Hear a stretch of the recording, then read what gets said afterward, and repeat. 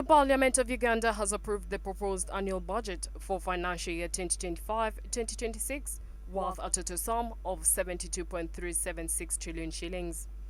The budget was presented early in March 2025, aimed at approving the revenue expenditure for the fiscal year 2025-2026. Was to the tune of 14 trillion.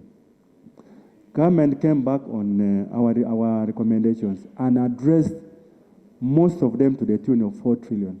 This is unique.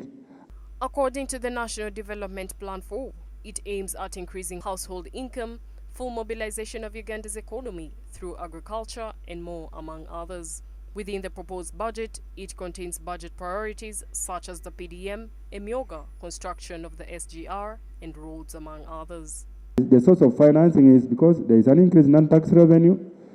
They project 58.03 billion. They are realizing that there is an increase in the local revenue for next financial year of 9.268 billion. Another one is the matter is reprioritization of fiscal space or projects to free resources.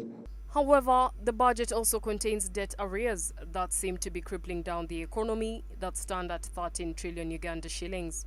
According to the Auditor General's report, a balance of 5.2 trillion shillings is also seen, and with a deduction of 1.4 trillion, the remaining amount is payable within the next 3 years. Whereas it is true that the domestic arrears stood at 13 trillion as per the Auditor General's report, we offset this. This included the obligation by which we offset, and the balance remained 5.2 trillion.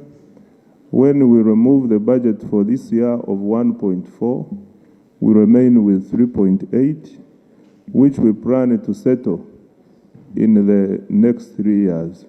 Members of Parliament raised concerns on the increased debt arrears amounting to 13.8 trillion shillings, citing that government should prioritize the payment of service providers. The Leader of Opposition also tasked the Attorney General to present the agreements to businesses that received funding from the government.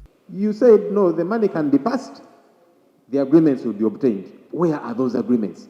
Because we actually objected to that idea. You don't do this first. You don't first avail the money. So what happens if the valuation turns out that actually the company is less valuable than you thought? That's a problem. I hope that the Attorney General can make good the promise that he made.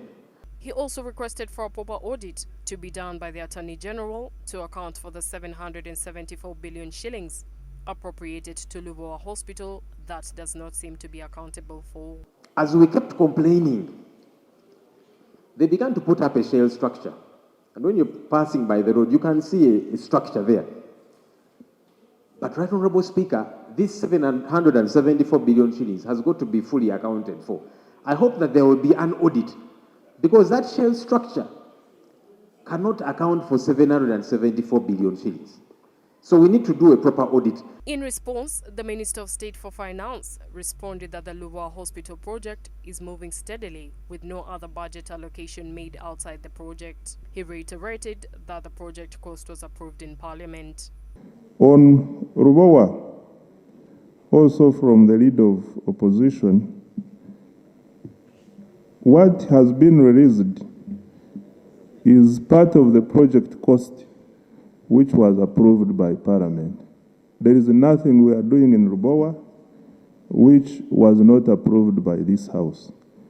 I know that the project initially faced challenges, but as the Speaker has stated, the project is now moving steadily, and there is no expenditure we are making at Lubowa which is outside the project cost. The Speaker of Parliament adjourned the sitting as she concluded, stating that the reading of the budget and commencement of the next financial year is scheduled for 12th June 2025.